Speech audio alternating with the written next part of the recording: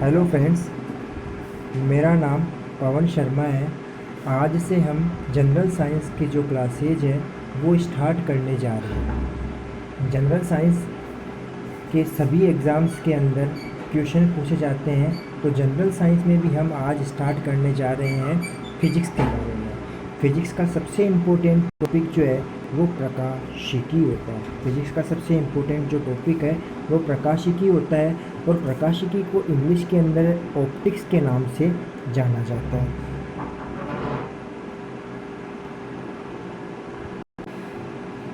जिस प्रकार से एक पेड़ की खूब सारी शाखाएं होती है, खूब सारी ब्रांचेज होती है, उसी हिसाब से विज्ञान की भी खूब सारी शाखाएं होती है, खूब सारी ब्रांचेज होती है। उन्हीं ब्रांचेज में से एक है प्रकाशिकी। उन्हीं ब्रांचेज में से जो एक है वो प्रकाशिकी है।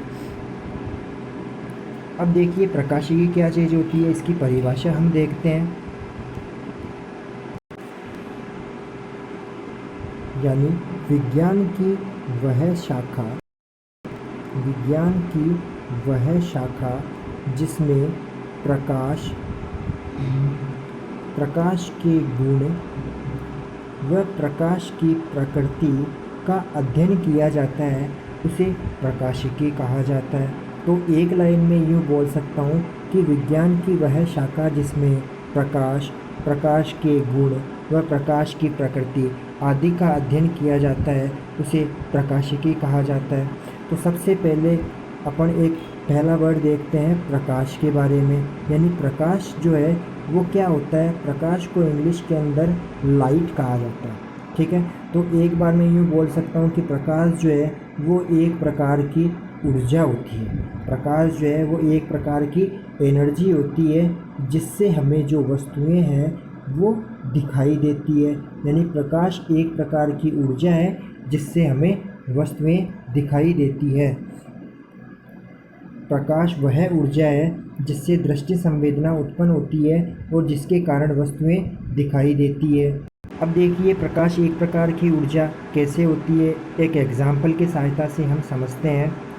आपने थर्मामीटर देखा होगा, जिसकी सहायता से तापमान का मापन किया जाता है। जब भी थर्मामीटर को सूर्य के प्रकाश के अंदर रखा जाता है तो थर्मामीटर में नीचे की तरफ पारा भरा जाता है। पारा यानी मरकरी भरा जाता है। अब ये जो पारा है, उस पारे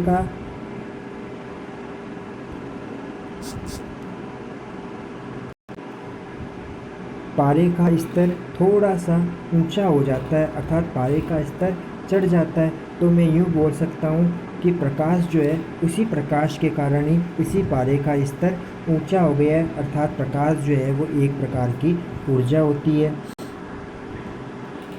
अब देखिए वस्तु को जब किसी वस्तु पर प्रकाश डाला जाता है या प्रकाश टकराता है, तो प्रकाश परावर्तित होकर हमारी आँखों में पहुँचता है, जिससे हमें वस्तुएं दिखाई देती है। यानी यदि प्रकाश होगा उसी के कारण हम वस्तुओं को देख पाएंगे, यदि प्रकाश नहीं होगा तो हमें वस्तुएं दिखाई नहीं देगी।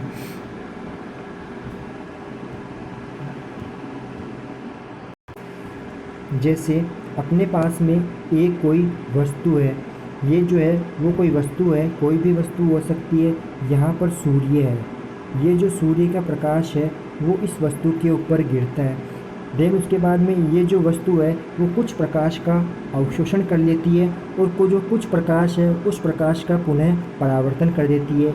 यही परावर्तित प्रकाश जो है वो किसी व्यक्ति की आँखों तक पहुँचता है, और इसी परावर्तित प्रकाश के कारण ही वस्तुएं हमें दिखाई देती है। बाद में हम प्रकाश के गुणों के बारे में पढ़ते हैं, जिनमें से सबसे पहला गुण जो है वो है प्रकाश सदैव सीधी रेखा में गमन करता है। अर्थात प्रकाश जो है वो सदैव सीधी रेखा में ही गमन करता है। इसको हम इस प्रकार से समझ सकते हैं कि जब तक प्रकाश के मार्ग के अंदर कोई ना कोई अवरोधक नहीं रखा जाए, तब तक प्रकाश जो है वो एकदम सीधी रेखा में गमन करता है। लेकिन प्रकाश के मार्ग के अंदर अवरोधक रख देने पर प्रकाश का जो मार्ग है वो परिवर्तित हो जाता है। यानी मैं बोल सकता हूँ प्रकाश सदैव सीधी रेखा में गमन करता है। दूसरी प्रॉपर्टी देखते हैं, प्रकाश का निर्वात में वेग सर्वाधिक होता है। इसमें आपको याद रखना है ये सर्वाधिक, यानी जो प्रकाश का कौन से माध्यम के अंदर वेग सर्वाधिक होता है, तो निर्वात में जो वेग है वो सर्वाधिक होता है। अब ये वेग कितना होता है ये आपको याद रखना है, ये विभिन्न प्रकार के एग्ज़ाम्स के अंदर पूछा जाता है। तो ये वेग होता है 3 × 10⁸ मीटर प्रति सेकंड। कितना होता है? 3 × 10⁸ मीटर प्रति सेकंड। तो फ्रेंड्स, अब तक आपने देखा प्रकाशिकी की परिभाषा, प्रकाश की परिभाषा और प्रकाश के गुणों के बारे में। इसके आगे का जो टॉपिक है, जैसे प्रकाश की प्रकृति बची हुई है अपने पास में, प्रकाश का परावर्तन बचा हुआ है, प्रकाश का अपवर्तन बचा है, क्रांतिक कोण है, पूर्ण आंतरिक परावर्तन है, लेंस है, दर्पण है, ये सारे जो टॉपिक है वो हम अगले वीडियोस के अंदर देखेंगे। आज के लिए फ्रेंड्स इतना ही। थैंक्स।